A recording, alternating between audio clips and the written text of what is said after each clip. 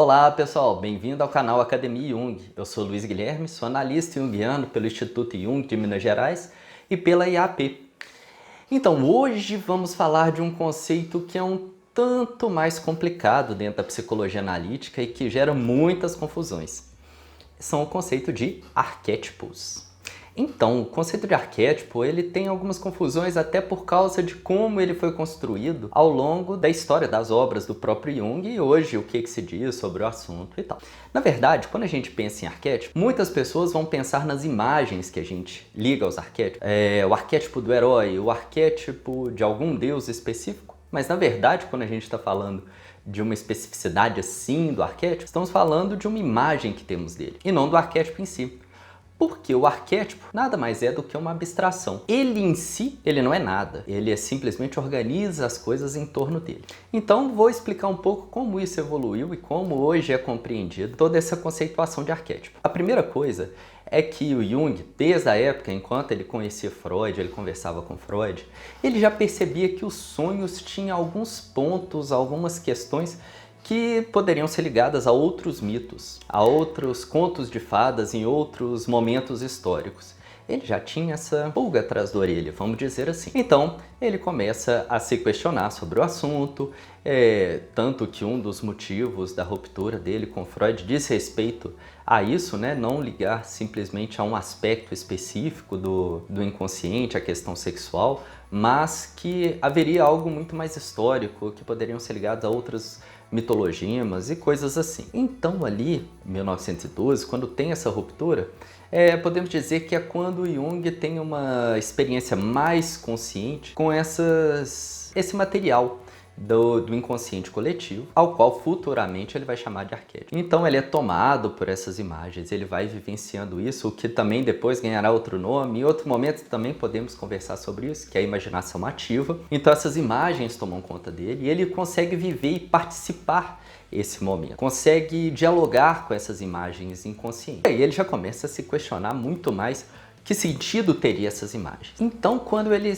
vai ali em 2016, ele em seu texto O Inconsciente na Mente Normal e Patológica, não é um texto muito acessível assim em português, ele vai dizer, ele já compreende que existe um ponto nodal ali, algo que as coisas giram em torno dele, que vai muito além do que a nossa consciência consegue criar.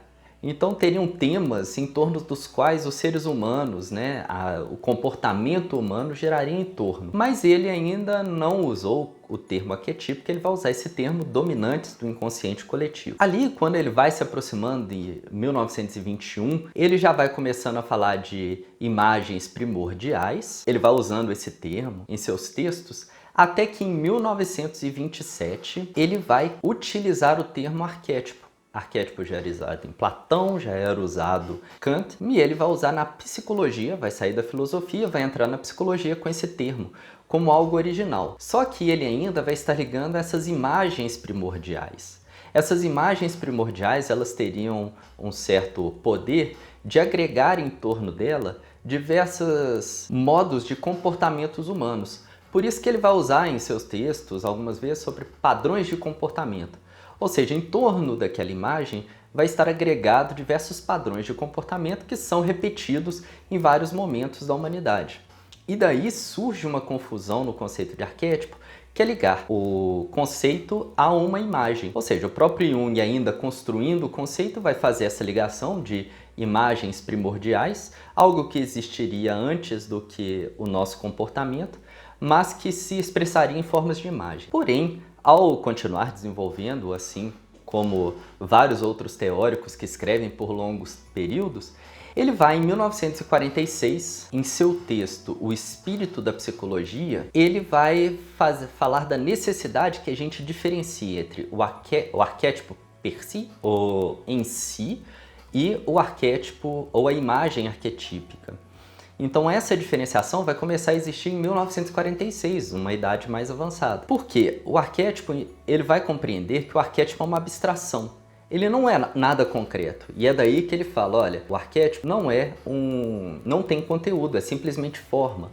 Ou podemos dizer que é em torno do arquétipo é que as coisas vão se formar. E só que ele, mesmo sendo uma abstração, ele tem um efeito, ele tem a possibilidade de causar um efeito na criação de imagens que vão estar ligadas a esses temas mais gerais da humanidade. E essas imagens que surgem são as imagens arquetípicas, que a gente consegue fazer paralelos com outras culturas, com outros momentos. Então, o nosso exercício é fazer essa diferenciação e compreender que o arquétipo seria essa ideia em torno da qual as coisas se organizam, em torno das quais o comportamento e o pensamento humano vai se formando. Atualmente existem outras teorias que vão tentar explicar. Uma mais biológica, voltada para o que a gente chama de teoria do desenvolvimento, que vai acompanhar a neurociência, que vai tentar localizar nos neurônios, na origem dos neurônios, quando eles ainda estão muito, vamos dizer, muito incipientes no nosso organismo, ali teriam as bases